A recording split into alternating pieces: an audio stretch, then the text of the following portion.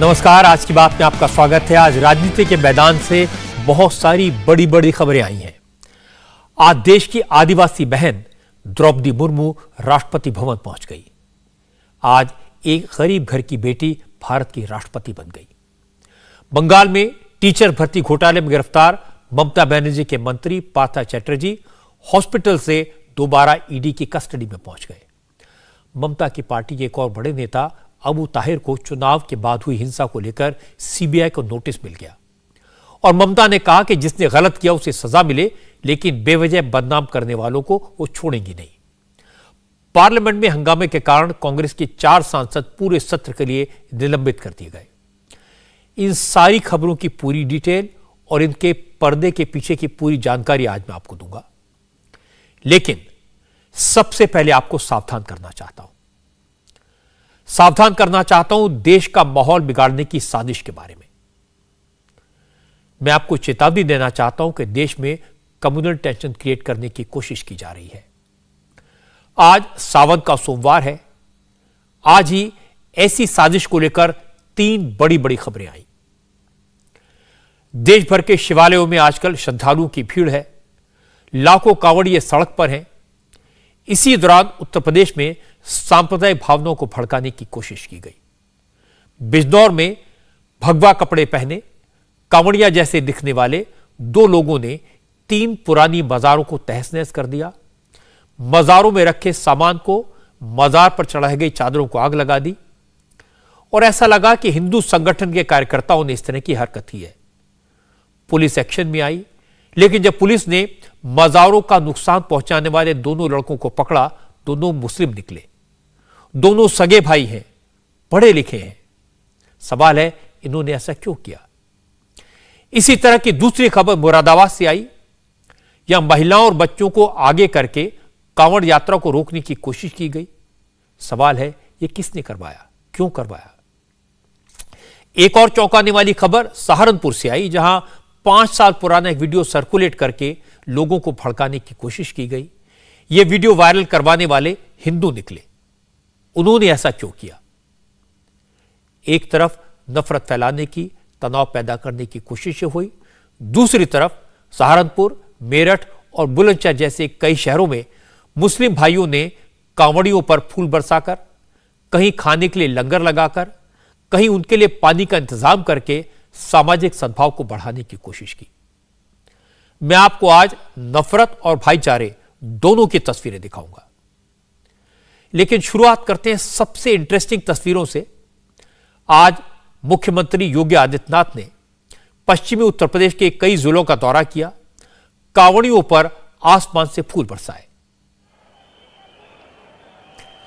ये तस्वीरें आप देख रहे हैं हरिद्वार में हर की पैड़ी की हैं। गंगा के घाट पर लाखों कांवड़िए हैं। क्योंकि सावन का सोमवार है, इसका विशेष महत्व होता है, इसलिए हर की पैड़ी पर श्रद्धालुओं का सैलाब है।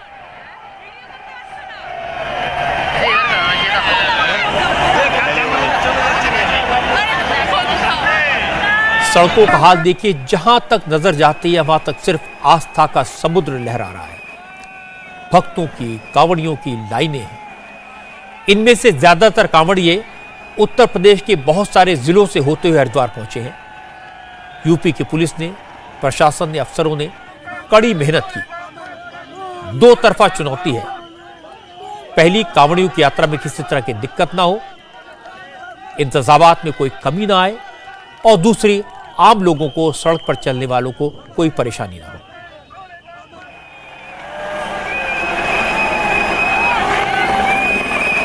और तीसरी बात है कि किसी तरह का कम्युनल टेंशन ना हो, सांप्रदायिक तनाव ना हो। अब तक पुलिस की कोशिश कामयाब रही है। किसी तरह की कोई गड़बड़ी नहीं हो पाई।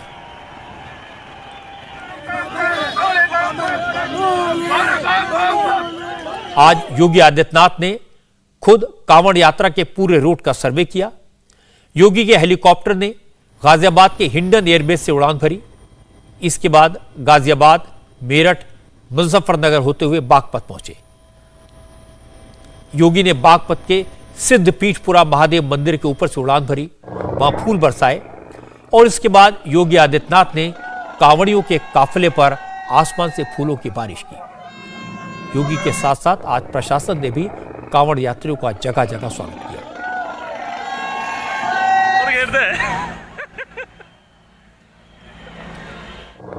लेकिन जिस वक्त योगी कांवड़ यात्रा के रूट का जायजा लेने वाले थे, उससे पहले एक चौंकाने वाली खबर आई। पता लगा कि बिजनौर जिले में 3 पुरानी मजारों पर तोड़फोड़ की गई है। मजारों को बुरी तरह नुकसान पहुंचाया गया है और वहां आग लगा दी गई। लोकल लोगों ने 2 व्यक्तियों को पकड़ा। ये दोनों भगवा रंग का गमछा पहने थे। दोनों देखने में कांवड़ियों की तरह लग रहे थे।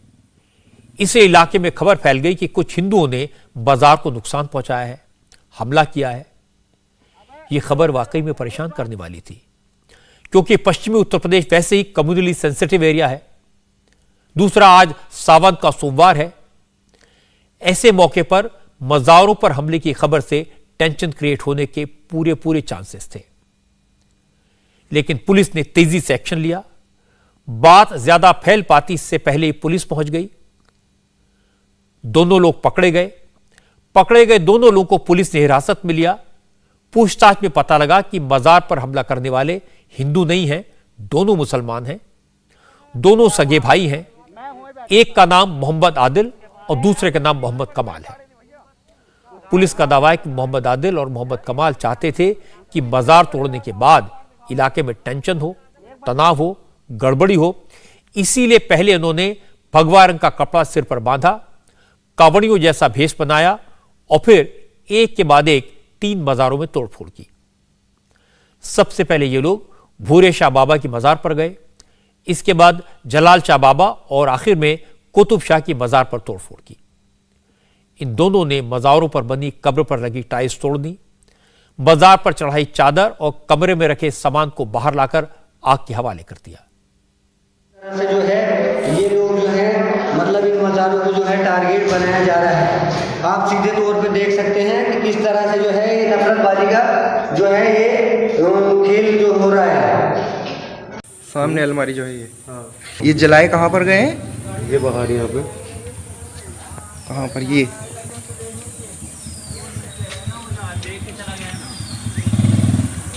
ये यहाँ पर जलाए गए हैं जी। नमक तक का इसमें रख दिया।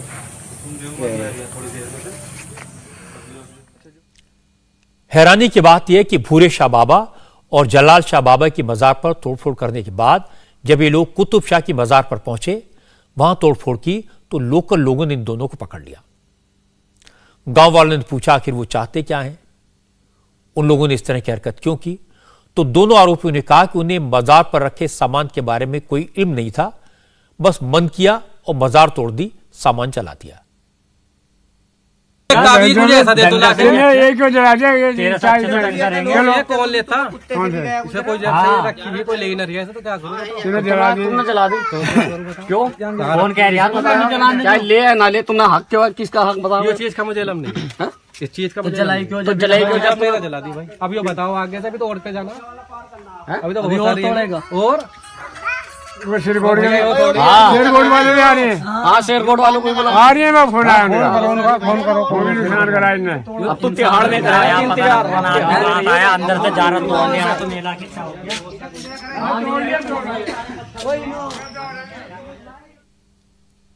आज हमारे संवाददाता कुमार सोनू भी भूरे शाह की मजार पर गए। मोहम्मद आदिल और मोहम्मद कमाल ने भगवा साफा पहनकर इस मजार में भी तोड़फोड़ की। कुमार सोनू ने बताया कि भूरे शाह की मजार थोड़ी सुनसान जगह पर है। इसी बात का फायदा दोनों भाइयों ने उठाया, वहां तोड़फोड़ की।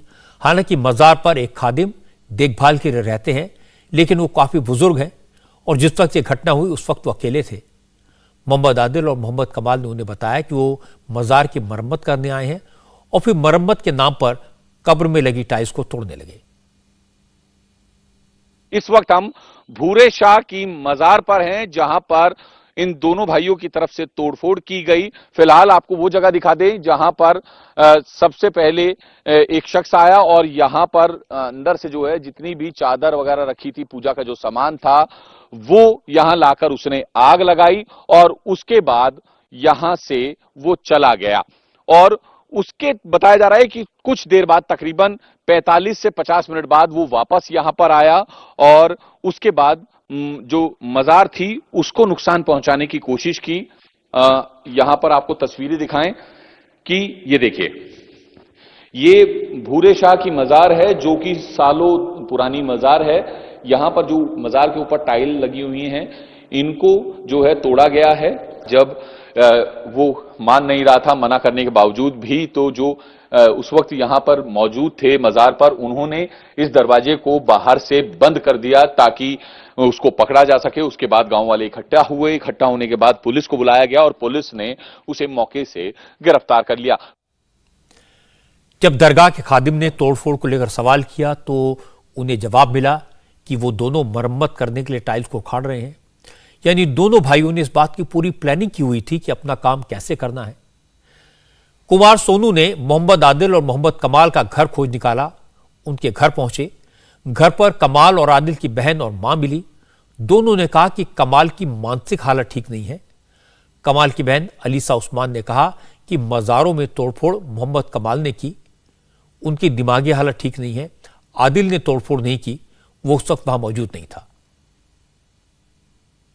हर कोई कुरान शरीफ की इज्जत करता है और हर कोई मजार की भी करता है, लेकिन उनका दिमाग की हालत बिल्कुल ठीक नहीं थी, इसलिए ही उन्होंने यह कर पाए। लेकिन उसमें मौजूद कमाल भाई थे, बट आदिल नहीं था तोड़फोड़ में। लेकिन आदिल को पकड़ के लेके गए, लेकिन हमने जो वीडियोस देखी वो कमाल भाई है, आदिल बिल्कुल नहीं है उसमें। इससे पहले भी कभी भगवा साफा पहना उन्होंने? दोनों ने नहीं पहना। दोनों को ऊपर आ रहा है ना ब्लेम कि दोनों ने पहना है, लेकिन दोनों ने नहीं पहना, एक नहीं पहना है। हाँ। वो कमाल भाई जिनकी ज्यादा ही हालत खराब है, हाँ। उन्होंने पहना है। वो 2-3 दिन हो गए हाँ। जब खरीदा उन्होंने। तो आपने पूछा कि भाई भगवा साफा अभी आज तक आपने नहीं पहना, लेकिन एकदम क्यों खरीदा? हमने तो कहा है कि ये तो हमारा कलर भी नहीं है, हम मोमडन है, तुमने क्यों पहना? हाँ। लेकिन कहने लगे बाहर पोस्टर में लिखा हुआ है हिंदू मुस्लिम एक भाई, तुम ऐसे क्यों कर रही हो, कोई इसमें कोई डिफरेंट नहीं होता। ऐसा होता है जब ज्यादा मौसम बिल्कुल ठीक रहता है ना तो उनका माइंड बिल्कुल फ्रेश रहता है, और जैसे ही ज्यादा गर्मी पड़ती है ना उनका माइंड फिर ऐसे हो जाता है। कल मॉर्निंग में मौसम बिल्कुल ठीक था तो उन्होंने साफ सफाई की, सब कुछ किया।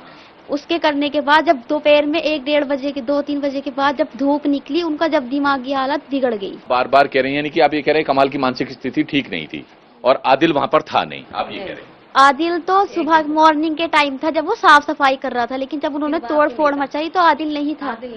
आदिल नहीं था वहाँ पर। मुझसे नहीं बताया, उनके दिमाग ही ऐसा ही था। हाँ। उसका दिमाग काम नहीं कर, दिमाग बिल्कुल पागल था उसका। हाँ। मुझे भी मार छेद कर, मुझे भी मार छेदता था, मेरा भी गला घोटता था। हाँ। वो दिमाग ही तो है उसका, दिमाग नहीं चल लिया उसका दिमाग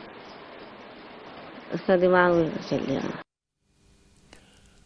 आदिल और कमाल की मां और बहन कह रही हैं कि उनकी दिमागी हालत ठीक नहीं है, लेकिन जब जांच की तो पता लगा कि दोनों भाई पढ़े लिखे हैं, दोनों के पास पासपोर्ट है।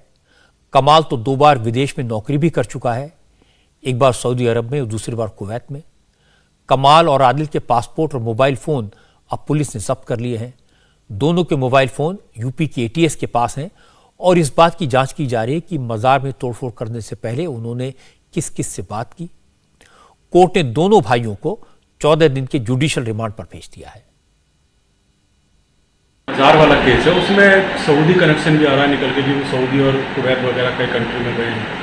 इस संबंध में हमारी टीमें जो है उनसे पूछताछ कर रही हैं, जानकारी की जा रही है। हाँ, ये एक तथ्य है कि ये पासपोर्ट होल्डर है और ये सऊदी अरबिया में 6 वर्ष इसने काम किया है। कुवैत भी जाना इसका पूछताछ के दौरान प्रकाश में आया है। पुलिस फिलहाल ज्यादा नहीं बता रही है क्योंकि इंक्वायरी जारी है, लेकिन यह सही है कि मोहम्मद कमाल 2 बार विदेश जाकर नौकरी कर चुका है। जानकारी यह मिली है कि मोहम्मद आदिल दिल्ली में प्लम्बर का काम करता है, इसलिए कहना सही नहीं होगा कि कमाल की मानसिक स्थिति ठीक नहीं है। बिजनौर पुलिस का कहना है कि आदिल और कमाल को बचाने के लिए परिवार वाले मेडिकल कंडीशन की बात कर रहे हैं। यूपी पुलिस के ADG law and order Prashant Kumar ने साफ साफ लफ्जों में कहा, दोनों भाइयों की मंशा सांप्रदायिक सौहार्द बिगाड़ने की थी। अब पुलिस इस बात की जांच कर रही है कि इन दोनों के पीछे और कौन कौन है। उनकी मंशा तो सांप्रदायिक सौहार्द बिगाड़ने की थी ही, इसमें कोई किसी को कोई संशय नहीं है और कांवड़ के मुख्य दिन इस तरह की घटना कारित करना और 3-3 मज़ारों को क्षतिग्रस्त करना, अगर वहाँ पुलिस सतर्क ना होती, प्रशासन सतर्क ना होता या वहाँ के शांति प्रिय लोग सतर्क ना होते तो बड़ी घटना हो सकती थी और जिससे कि शांति व्यवस्था प्रभावित अवश्य होती। तो पुलिस की त्वरित कार्रवाई से ये चीज़ें हुई हैं। जब पुलिस चीज़ों को इन्वेस्टिगेट करती है तो हर एक पहलू को देखती है और अगर रिलीजन के अंदर का कोई कॉन्फ्लिक्ट है, इंट्रा रिलीजन कॉन्फ्लिक्ट है या इंटर रिलीजन कॉन्फ्लिक्ट है, ये सभी पहलू हम इन्वेस्टिगेट कर रहे हैं। यूपी में कांवड़ यात्रा के दौरान हर साल कोई ना कोई गड़बड़ी होती है, इसलिए योगी आदित्यनाथ ने प्रशासन को सचेत रहने, सतर्क रहने की हिदायत दी है। पुलिस मुस्तैद है, हर छोटी बड़ी घटना को गंभीरता से ले रही है। इसीलिए आज जैसे ही मज़ारों में तोड़फोड़ की बात सामने आई तो इसकी जांच तुरंत यूपी एटीएस को सौंप दी गई। यूपी में होम डिपार्टमेंट के additional chief secretary Awanish Awasthi ने बताया कि इस वक्त कांवड़ यात्रा का पीक सीजन चल रहा है। छोटी सी बात बड़ी मुसीबत पैदा कर सकती है, इसलिए अफसरों को फील्ड में रहने को कहा गया है। पुलिस ने इस केस में भी तेजी से काम किया, वरना बात बिगड़ सकती थी। कांवड़ का पीक है, सभी जिलाधिकारियों को, वरिष्ठ पुलिस अधीक्षकों को, वरिष्ठ पुलिस अधिकारियों को, कमिश्नर्स को ये निर्देश दिया गया कि इस कांवड़ के पीक में मजबूती से काम करें, जगह जगह सतर्कता बरतें। इसी कड़ी में एक जगह बिजनौर में शेरकोट में एक घटना संज्ञान में आई। पुलिस तत्काल मौके पर पहुंची, डीएमएसपी तत्काल मौके पर पहुंचे, वहां पर जो भी समुदाय के लोग थे उनको समझाया और जो एक्चुअल गड़बड़ी कर रहे थे उनको तुरंत पकड़ के कार्रवाई की गई। देखिए, यूपी पुलिस के लिए 2 बार जो है खुद माननीय मुख्यमंत्री जी वीसी कर चुके हैं। रोज सुबह और शाम एडीजी एलओ के स्तर से, डीजीपी के स्तर से, गृह विभाग के स्तर से एक एक चीज़ की मॉनिटरिंग की जा रही है। जो एडीजी जोन्स हैं वो खुद मॉनिटरिंग कर रहे हैं। तो इसी मॉनिटरिंग और इसी प्रभावी पैरवी का ये आधार है कि तत्काल पुलिस भी पहुंची, वरिष्ठ अधिकारी भी मौके पर पहुंचे और जो दोषी था उस पर कार्रवाई की जा रही है। ये बात सही है कि माहौल इस वक्त ऐसा है कि छोटी सी चिंगारी भी बड़ी आग में तब्दील हो सकती है, इसलिए सावधानी जरूरी है। अगर कोई मानसिक तौर पर बीमार है तो मजार में तोड़फोड़ कर सकता है, लेकिन वो भगवा रंग का गमछा सिर पर बांध कर जाए, 1-2 नहीं 3-3 मज़ारों में तोड़फोड़ करे, आग लगाए, इसका मतलब साजिश है। अब यह पता लगाना जरूरी है कि साजिश के पीछे है कौन। कौन है जो हिंदू और मुसलमानों के बीच में विद्वेष पैदा करके माहौल को खराब करना चाहता है। अगर पुलिस वक्त पर न पहुंचती, लोकल लोग इन दोनों को पकड़कर न रखते तो टेंशन बढ़ सकती थी। इसी तरह की एक घटना मुरादाबाद में हुई। यहां एक गांव में कांवड़ लेकर जा रहे लोगों का रास्ता रोक दिया गया, महिलाओं और बच्चों को सड़क पर उतार दिया गया। मुरादाबाद में भी टकराव के हालात बन गए। यह घटना मुरादाबाद के इब्राहिमपुर मिर्जा गांव की है। इब्राहिमपुर मिर्जा में कांवड़िए गंगा जल लेकर पहुंच गए थे। डीजे बज रहा था, भक्त भजन की धुनों पर नाच रहे थे, लेकिन तभी गांव का रास्ता बंद हो गया। गांव में मस्जिद वाली गली के सामने बड़ी संख्या में मुस्लिम महिलाएं और बच्चे आ गए। सड़क पर चारपाइयां लगा दी गई, रास्ते को बंद करके महिलाएं और बच्चे बैठ गए।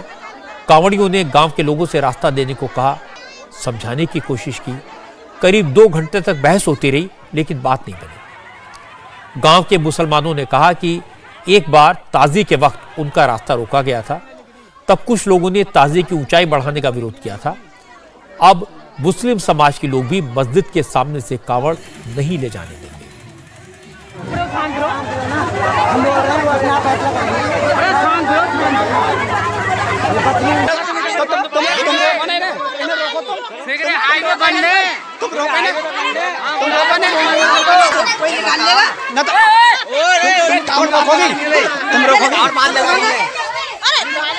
आ जाओ, तुम लेके आओ,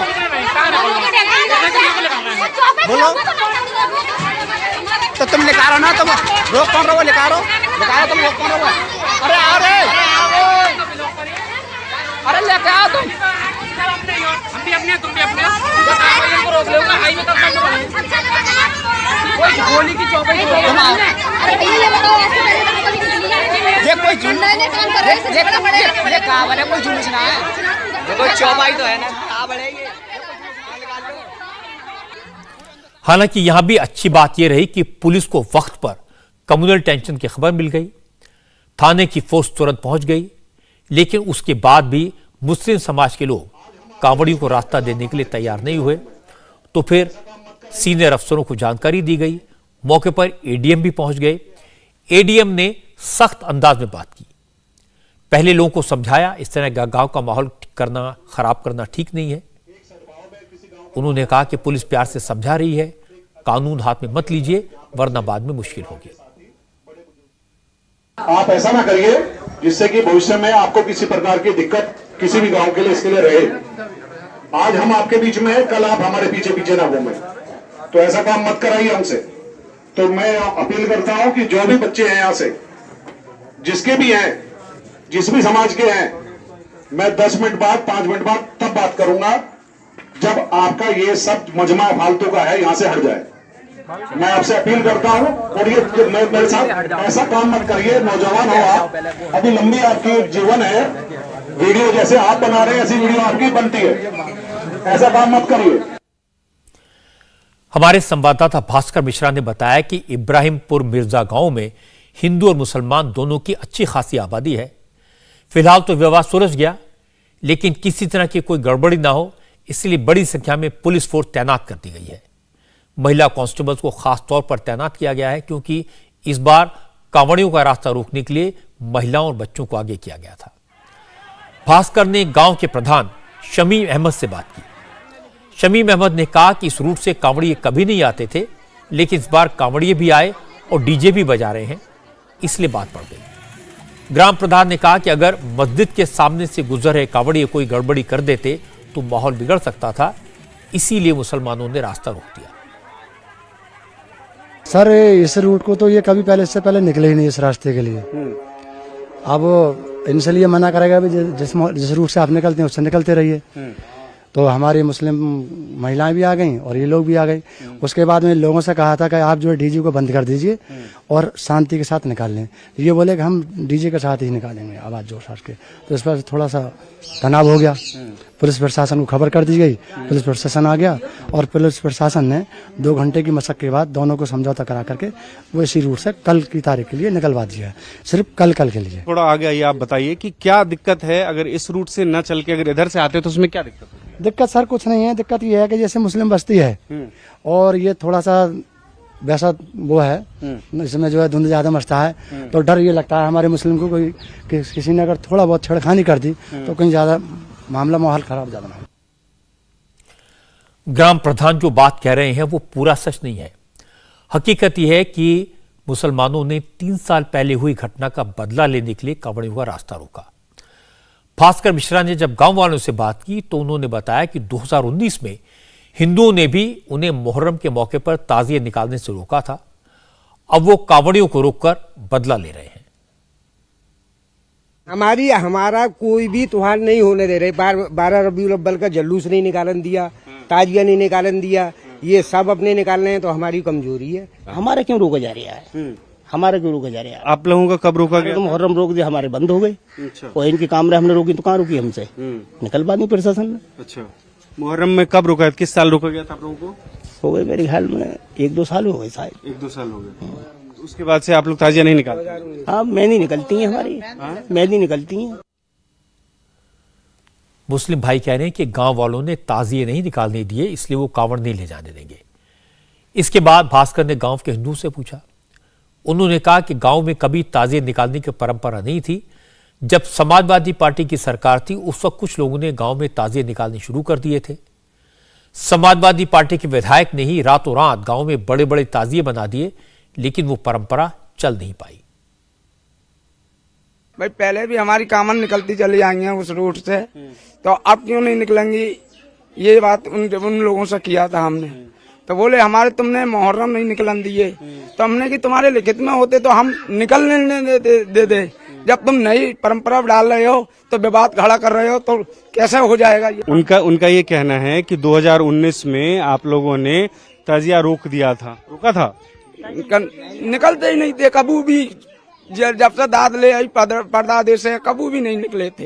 अच्छा, एक सापा सरकार आई थी तो उन्होंने का विधायक था, उसके जोर से गांव में पता नहीं था, उन्होंने रात में अपना जो भी प्रोग्राम है वो फिट कर लिया और हर मोर्चे पे प्रधान तक के को नहीं पता था, हमारा प्रधान था उसे भी नहीं पता था। मस्जिद के पास रोका गया था, हर साल ही ना कावल आते थे, अब के कह रहे थे डीजो नहीं बजाओगे, नहीं फिर कावल निकालने के लिए अभी मना कर रहे थे कि इस रोड से नहीं जाएंगे। अच्छा, कभी कांवड़ उस रूट से लेके आते थे? लेके आते थे, 4-5 साल हो गए लेके आए हैं। लेकिन उनका तो कहना है कि वो कांवड़ का कभी ये रूट नहीं, आप पीछे से सीधा आते थे। ये रोड तो होली पे भी इधर होकर झांकी निकलती थी, 1 साल से नहीं निकली है, बस आम रोड है, मेन रोड है, वो होली पे आकर सीधा रोड है, मेन रोड। दोनों तरफ के लोगों की बातें सुनने से पता चलता है कि कम्युनल टेंशन कैसे क्रिएट होती है।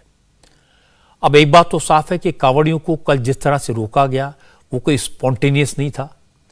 गांव के लोगों को उकसाया गया था कि इस बार कांवड़ न निकलने दें, लेकिन पुलिस ने वक्त पर एक्शन लेकर हालात को संभाला। पुलिस का दावा है अभी पूरी तरह शांति है, किसी तरह की कोई दिक्कत नहीं है।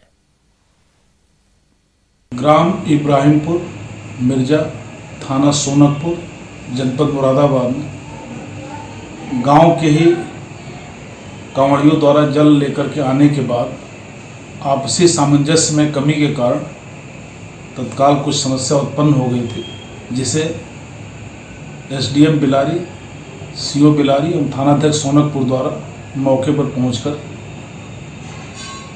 लोगों के आपसी सामंजस्य से समस्या का निराकरण करा दिया गया है। मेरे द्वारा और एडीएम प्रशासन के द्वारा भी गांव का भ्रमण किया गया है, गांव के लोगों से वार्ता की गई है, किसी प्रकार की कोई दिक्कत नहीं है, आपसी सामंजस्य और सौहार्द बना हुआ है।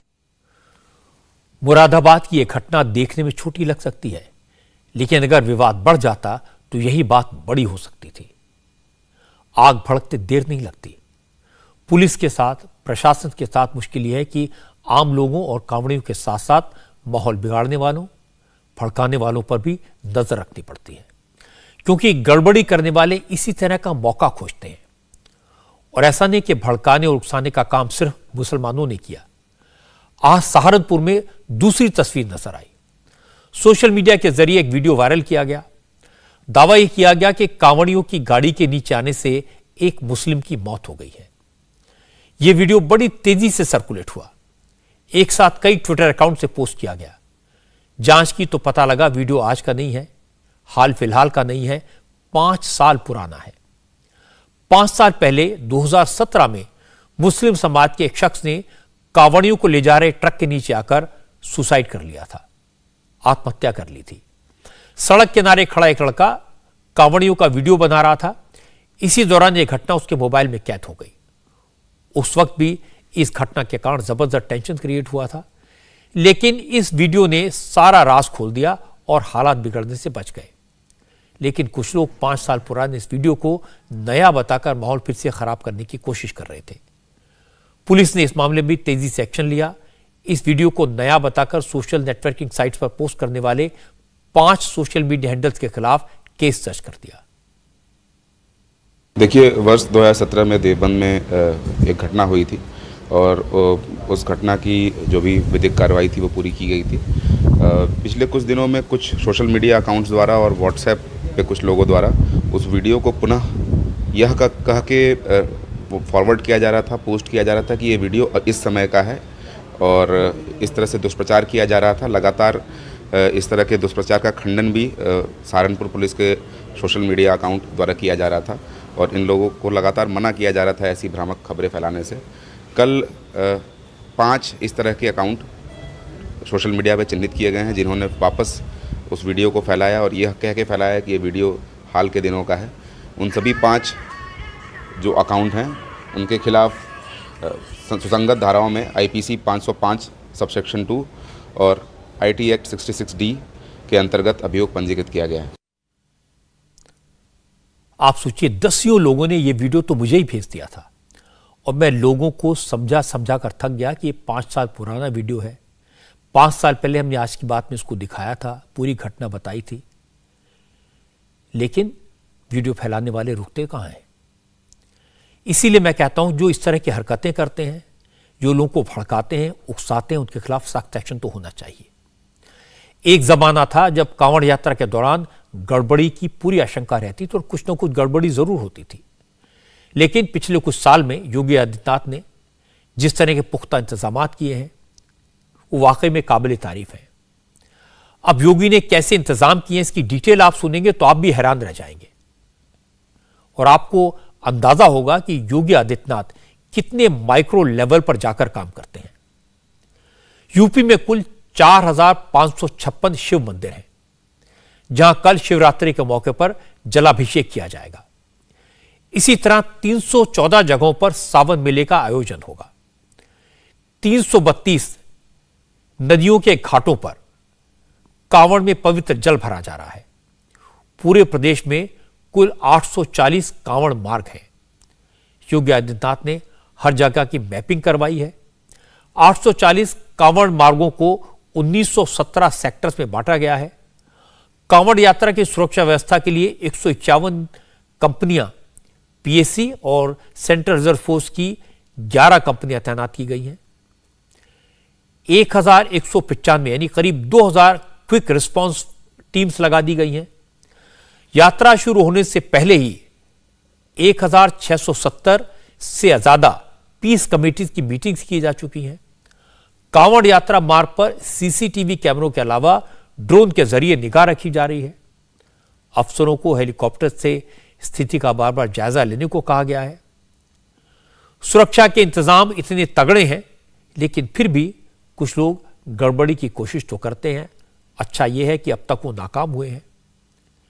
एक और अच्छी बात है कि गड़बड़ी करने वाले कम, ज्यादातर मुस्लिम भाई और हिंदू मिलकर नफरत के माहौल को दूर करना चाहते हैं। कई जगह पर मुस्लिम समाज के लोगों ने कांवड़ियों का स्वागत किया और गंगा जमुनी तहजीब की मिसाल पेश की। बुलंदशहर में मुस्लिम समाज के लोगों ने आज हरिद्वार से लौट रहे कांवड़ियों पर फूल बरसाए, माला पहनाकर उनका स्वागत किया और उनके लिए मिलकर तिरंगा कांवड़ यात्रा निकाली।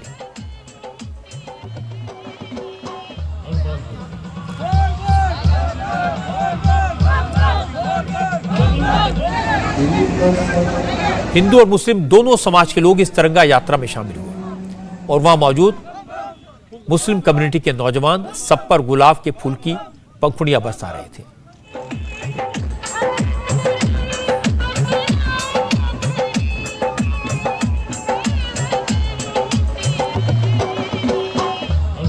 बागमत में तो मुस्लिम भाइयों ने खाने पीने का भी इंतजाम किया था। हरिद्वार से गंगा जल लेकर लौट रहे कांवड़ियों को इन लोगों ने पानी की बोतलें थमाई। कई कांवड़ियों को रोककर उन्हें कोल्ड ड्रिंक्स पिलाए। मुस्लिम समाज के लोगों का कहना है कि आपसी भाईचारा मजबूत रहे, इसलिए वो ऐसा कई साल से करते आए हैं और आगे भी करेंगे।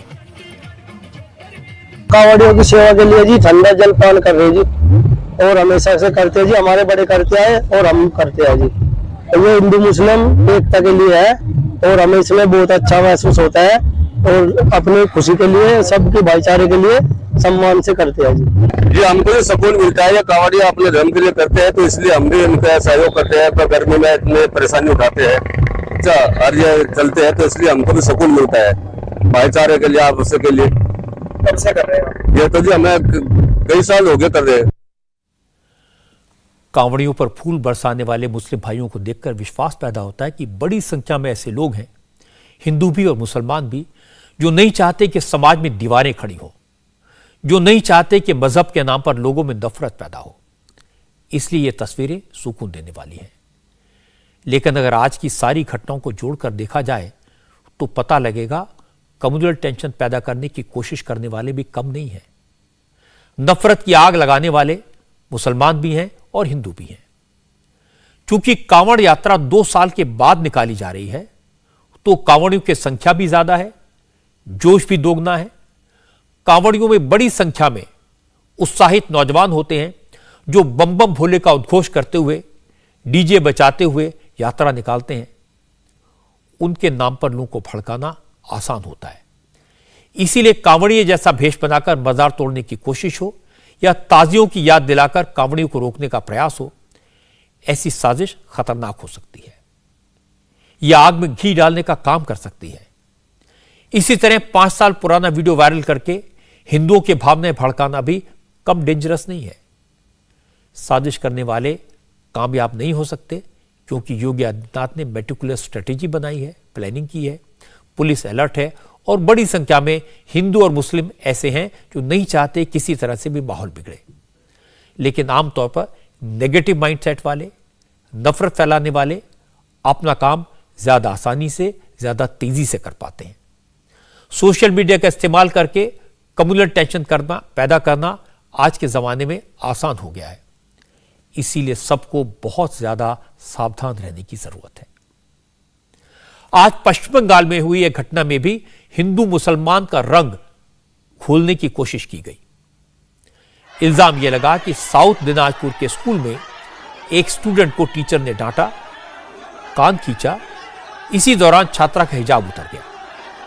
उसके बाद छात्रा के परिवार वाले और दूसरे दर्जनों लोगों ने स्कूल में घुसकर टीचर को पीटा, उसकी साड़ी खींच दी।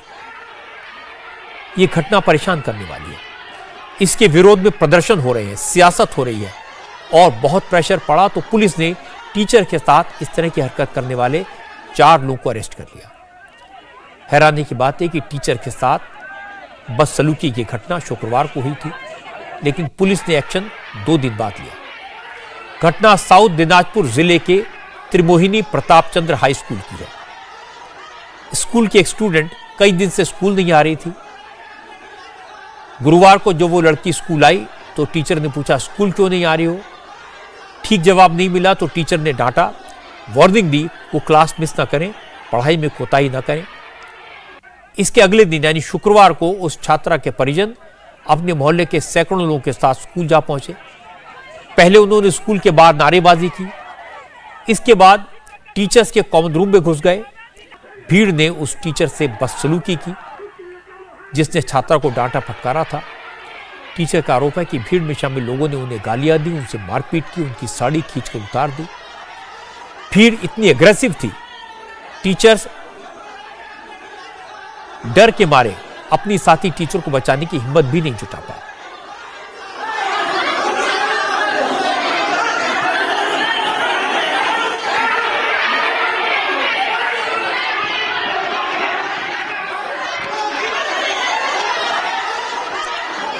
साउथ दिनाजपुर मुस्लिम बहुल इलाका है। शुक्रवार को एक घटना जुमे के नमाज के बाद हुई। टीचर्स का कहना है कि जो हुआ वो पूरी प्लानिंग के साथ हुआ, लेकिन चूंकि इलाका मुस्लिम बहुल है इसलिए कोई सामने आकर बोल नहीं रहा है। त्रिमोहिनी प्रतापचंद हाई स्कूल के हेडमास्टर भी स्टाफ रूम में टीचर के साथ हुई बदसलूकी की शिकायत पुलिस से करने की हिम्मत नहीं जुटा सके, लेकिन टीचर के साथ हुई इस हवाने से लोग नाराज हो गए। घटना के अगले दिन हिली कस्बे में प्रोटेस्ट मार्च निकाला गया। पुलिस से लोगों की भिड़ंत हुई।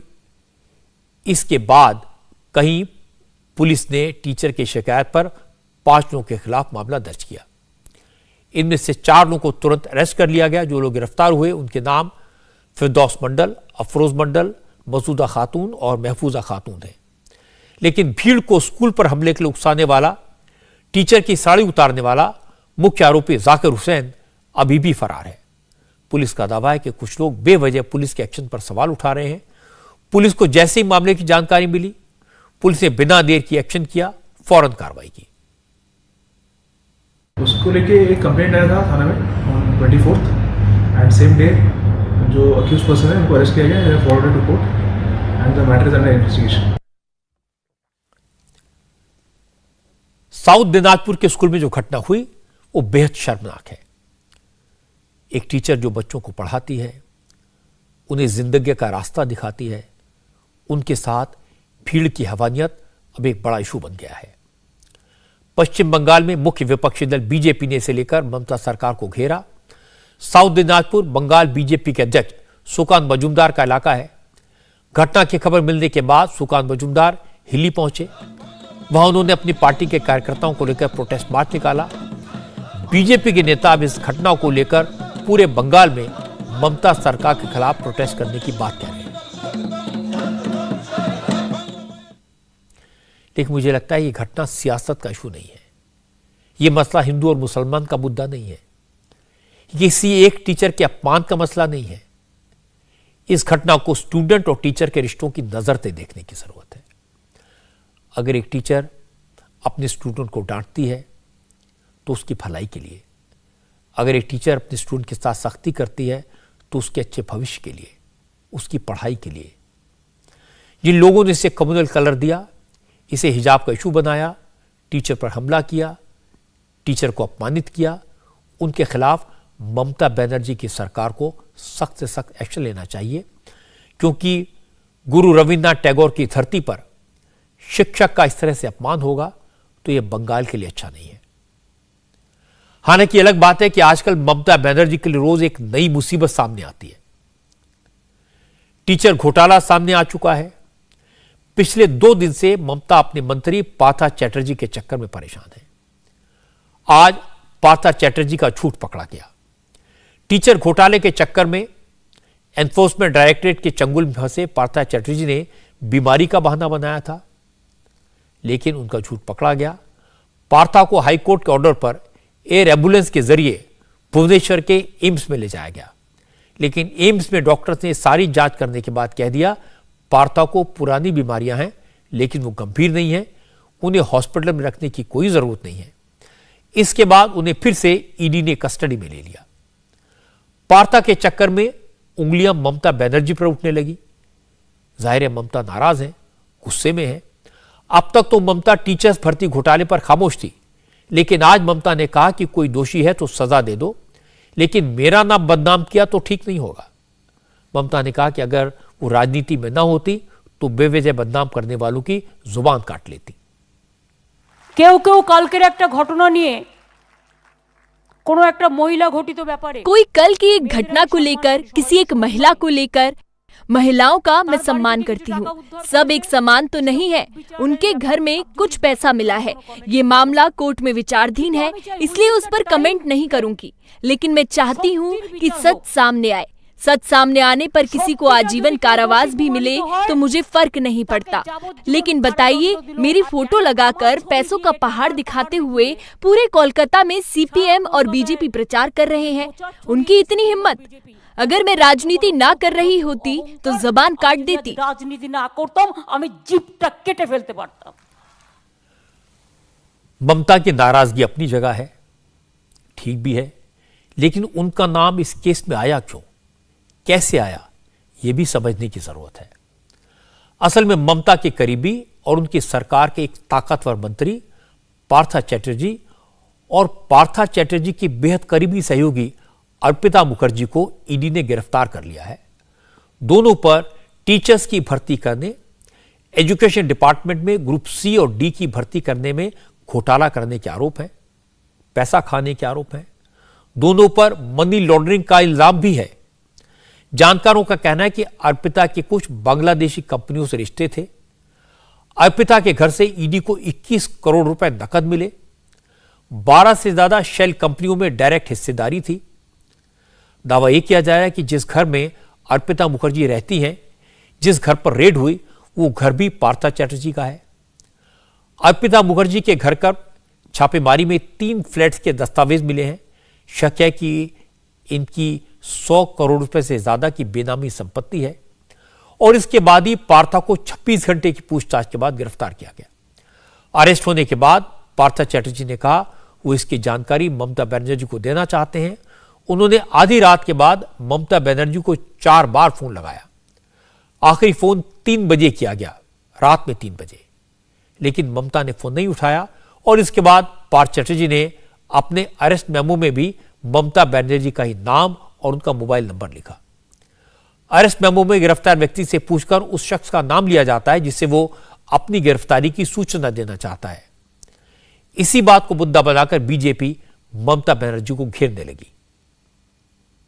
मुझे जो लगता है कि ये सारे कुछ में माननीय मुख्यमंत्री को पहले इंटरोगेशन करना चाहिए, क्योंकि पश्चिम बंगाल में माननीय मुख्यमंत्री के इंस्ट्रक्शन बिना एक ये जो पेड़ का पत्ता है ना वो भी नहीं हिलता है, तो सारे कुछ में वो इन्वॉल्व है। अब देखिए कल पार्थो चैटर्जी 3 बार या 4 बार उनको फ़ोन किया, जब अरेस्ट होता है शायद ऐसा नियम है कि आप किसी को फ़ोन कर सकते हैं। इस बुरे वक्त पर कौन याद आता है जो सबसे करीब हो। पार्थो चैटर्जी सबसे करीब थे माननीय मुख्यमंत्री के। 4 बार वो फ़ोन किए लेकिन माननीय मुख्यमंत्री फ़ोन नहीं उठाए। माननीय मुख्यमंत्री का ये एक चारित्रिक वैशिष्ट्य है कि वो लोगों को इस्तेमाल करते हैं, उसके बाद जब इस्तेमाल का ये हो जाता है वो फेंक देते हैं। अभी माननीय मुख्यमंत्री ना पार्थो चैटर्जी को फेंक सकते हैं ना उनको ले सकते हैं, क्योंकि फेंक नहीं सकते हैं क्योंकि उनको मालूम है कि पार्थो चैटर्जी अगर मुंह खोल दे तो सबसे पहले जो अरेस्ट होगा, जिसका नाम आएगा, और ऑलरेडी नाम आ गया है, मेमो में ऑलरेडी नाम आ गया है, वो है माननीय मुख्यमंत्री ममता बनर्जी। बीजेपी पार्थ चैटर्जी के बहाने ममता से सवाल पूछ रही है, लेकिन ममता इस मामले को राजनीतिक प्रतिशोध, बदले की भावना का मामला बताने की पुरजोर कोशिश कर रही है। ममता ने कहा कि उन्होंने जिंदगी में कोई गलत काम नहीं किया है, लेकिन बीजेपी तृणमूल कांग्रेस के पीछे पड़ी है। ममता ने कहा कि बीजेपी कुछ भी कर ले वो झुकने वाली नहीं है। ममता ने कहा कि बीजेपी को ध्यान रखना चाहिए कि जख्मी शेर ज्यादा खतरनाक होता है। আমি কি ভগবান জানবো কে কার বন্ধু? एक महिला को लेकर सभी महिलाओं को बदनाम कर रही है। मैं क्या भगवान हूँ? मैं सब जानती हूँ। कोई गलत काम करे तो उसको सजा दीजिए। हमारा कोई आदमी इसमें दखलंदाजी नहीं करेगा। मैंने जिंदगी में कुछ भी ऐसा काम किया नहीं है, मगर मुझे बदनाम करने की साजिश करेंगे तो जख्म वाला शेर भी खतरनाक होता है। 2021 में पूरी सरकार हमारे पीछे लगा दी थी। मेरा पैर तोड़ दिया था। मैंने व्हील चेयर में पूरा घूम कर दिखा दिया था। मैंने जिंदगी में कभी सिर नहीं झुकाया, और झुकाना भी होगा तो आम आदमी के सामने झुकाऊंगी। मेरा तो पूरा मिशन ही माँ माटी मानुष का रहा है, लेकिन तुम्हारे सामने सिर झुकाऊंगी इसका तो सवाल ही पैदा नहीं होता। That is my only reply, nothing else. अब मैं आपको डिटेल में बता देता हूं कि ये पूरा स्कैम है क्या। ये मामला 2016 का है। उस वक्त पार्थ चैटर्जी ममता सरकार में एजुकेशन मिनिस्टर थे। 2016 में West Bengal school service commission ने टीचर्स की भर्ती का एग्जाम लिया। इसके नतीजे 2017 में आए।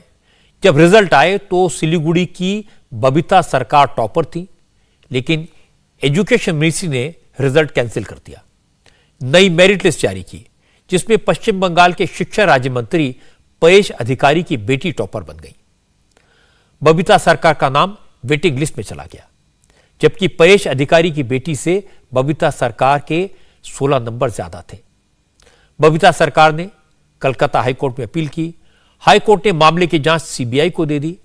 जब टीचर भर्ती घोटाले में पार्थ चैटर्जी की करीबी एक्ट्रेस अर्पिता मुखर्जी का नाम सामने आया, उनके बांग्लादेश आने जाने के बारे में पता चला, तो केस की जांच ईडी को दे दी गई। जब शुक्रवार को छापेमारी में अर्पिता मुखर्जी के यहां करोड़ों रुपए मिले, तो पार्थ चैटर्जी से भी पूछताछ की गई। उनसे बेनामी संपत्ति को लेकर सवाल जवाब किए गए। देखिए, जहां पर दुर्नीति का आरोप होता है वो हर समय किसी को द्वारा काम कराते हैं, और काम कराने के बाद वो जब दिक्कत में है उसको उनके पल्ला से झाड़ देते हैं। उनके पास साथ कोई रिलेशन नहीं, ऐसा एक शो करने का तरीका सभी होता है। पुलिस का मेमो बता रहा है कि 3 से 4 बार पार्थ चैटर्जी ने ममता बनर्जी को फोन किया। वही तो मैं कह रहा हूँ, जितने बार ही फोन हो तो नहीं उठाएंगे। ईडी ने जब पार्थ चैटर्जी को हिरासत में लिया तो उन्होंने कहा मैं बीमार हूं। कोलकाता के लोअर कोर्ट ने पार्थ चैटर्जी को एसएसकेएम हॉस्पिटल भेजने का आदेश दिया। ईडी ने कलकत्ता हाईकोर्ट में शिकायत की। कहा एसएसकेएम हॉस्पिटल पहुंचते ही पार्थ चैटर्जी एक डॉन की तरह बिहेव करने लगे। हॉस्पिटल का पूरा अमला उनके खौफ में आ गया। उन्हें इलाज के लिए कहीं और भेजा जाए। हाईकोर्ट ने पार्थ चैटर्जी को एम्स भुवनेश्वर ले जाने का आदेश दिया। उन्हें एम्बुलेंस से भुवनेश्वर लाया गया। एम्स में जांच हुई और कुछ ही घंटों के बाद भुवनेश्वर में एम्स के डायरेक्टर ने कहा पार्थ चैटर्जी को कुछ पुरानी बीमारियां जरूर हैं, लेकिन उन्हें हॉस्पिटल में एडमिट करने की कोई जरूरत नहीं है, वो ठीक है।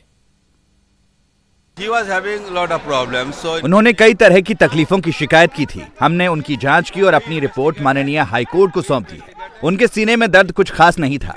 बाकी चीजें भी चेक की गई। उन्हें आज ही अस्पताल से छुट्टी दे दी जाएगी। अभी उनकी हालत स्थिर है। उनको जो भी परेशानी हो रही है वो पहले की गंभीर बीमारी के चलते हो रही है। उनको कोई गंभीर समस्या नहीं है। अभी किसी इलाज की जरूरत नहीं है। वहां कोलकाता में क्या जांच हुई उस बारे में मैं कुछ नहीं कहूंगा, मगर यहां से उन्हें जल्दी ही छुट्टी मिल जाएगी।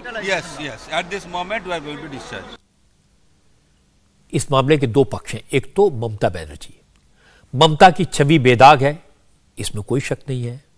ममता के ऊपर किसी तरह का करप्शन का केस भी नहीं है, ये बात भी सही है। लेकिन ममता बनर्जी के मंत्रियों की वजह से उनकी सरकार हमेशा सवालों के घेरे में रहती है। पार्थ चैटर्जी ऐसे पहले मंत्री नहीं है जिन पर करप्शन के इल्जाम लगे। शारदा नारदा घोटाले की बात बहुत पुरानी नहीं है। और दूसरी इंटरेस्टिंग बात यह कि ममता की सरकार के मंत्री जब भी किसी केस में फंसते हैं तो बीमार हो जाते हैं और बीमार होकर इसी एसएसकेएम हॉस्पिटल में भर्ती हो जाते हैं। पार्थ चैटर्जी भी इसी हॉस्पिटल में भर्ती हुए। इससे पहले तृणमूल कांग्रेस के नेता अनुव्रत मंडल को सीबीआई ने जब पशु तस्करी के केस में समन किया तो वो भी एसएसकेएम में भर्ती हो गए थे। मदन मित्रा जब नारदा केस में पकड़े गए तो इसी हॉस्पिटल में शरण ली। फरहाद हकीम पर मुसीबत आई तो फरहाद हकीम भी इसी हॉस्पिटल में पहुंचे थे। और खास बात है कि जांच के दायरे में आए तृणमूल कांग्रेस के ज्यादातर नेता एसएसकेएम हॉस्पिटल के वुडवन वार्ड में ही पहुंचते हैं। अब ममता को यह जांच करानी पड़ेगी इस वार्ड में ऐसा क्या है जिसके कारण उनकी पार्टी के नेताओं को एसएसकेएम हॉस्पिटल के इसी वार्ड में पहुंचकर राहत मिलती है। आज की अच्छी खबर आपको बता दूं, एक गरीब आदिवासी परिवेश में पली बढ़ी द्रौपदी मुर्मू आज देश की पहली नागरिक बन गई। उन्होंने आज देश की 15वें राष्ट्रपति के रूप में शपथ ली। द्रौपदी मुर्मू देश की पहली महिला आदिवासी राष्ट्रपति हैं। वो देश की पहली ऐसी राष्ट्रपति हैं जिनका जन्म आजादी के बाद हुआ। 64 साल की द्रौपदी मुर्मू देश में अब तक की सबसे कम उम्र की राष्ट्रपति भी हैं।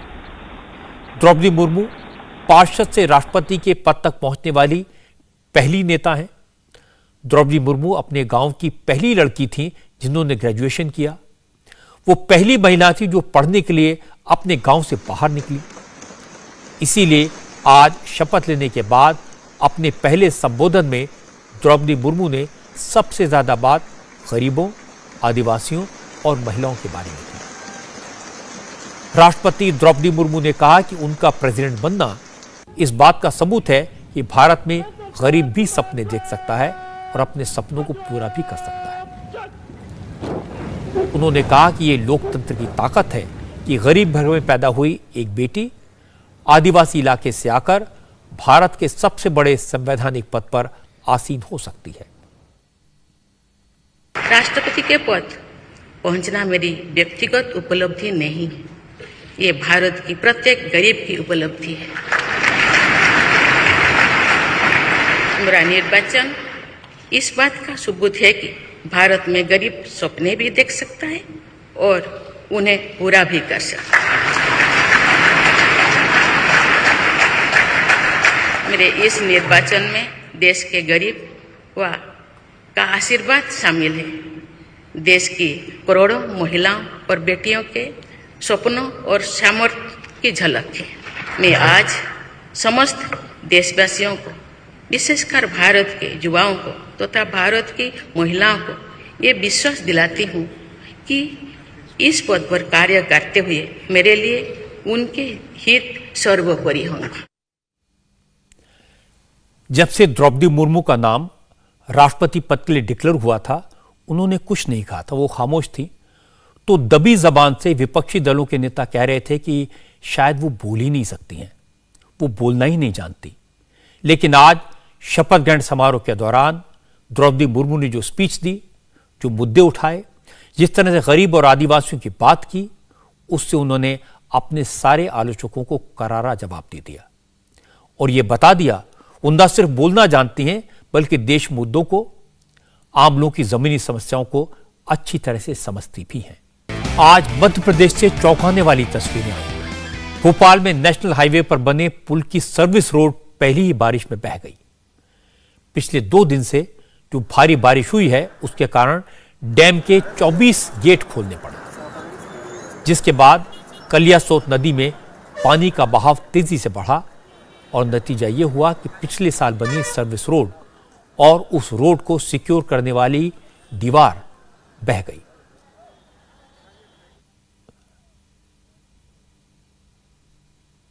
मेरे पीछे आप देख सकते हैं भोपाल से मंडीदीप की ओर जाने वाले ये जो नेशनल हाईवे है उसका ये जो पुल है ये पूरी तरीके से 40 मीटर का हिस्सा ध्वस्त हो चुका है। मंडीदीप इलाका है, इंडस्ट्रियल एरिया है, यहां से ये नेशनल हाईवे के जरिए जबलपुर और नागपुर को जाने वाली रोड कनेक्ट होती है, उसका ये 40 मीटर का हिस्सा पूरी तरीके से ध्वस्त हो गया। रिटेनिंग वॉल भी आपको तस्वीरों में यहां पर साफ तौर पर दिखाई दे रही है। दरअसल बीते 3 दिनों से राजधानी भोपाल में तेज बारिश हो रही है, जिसके चलते जो कलियासोत डैम है उसके दरवाजे खोले गए और उसी का पानी ये कलियासोत नदी में बहाव तेज था, तेज पानी आया, लेकिन ये जो सड़क है नेशनल हाईवे की ये उस पानी का बहाव नहीं झेल पाई। बड़ा सवाल है और जिसके चलते 550 करोड़ रुपए में बनी ये सड़क एक बारिश भी नहीं झेल पाई और उसका 40 मीटर का ये हिस्सा पूरी तरीके से ध्वस्त होकर गिर गया है।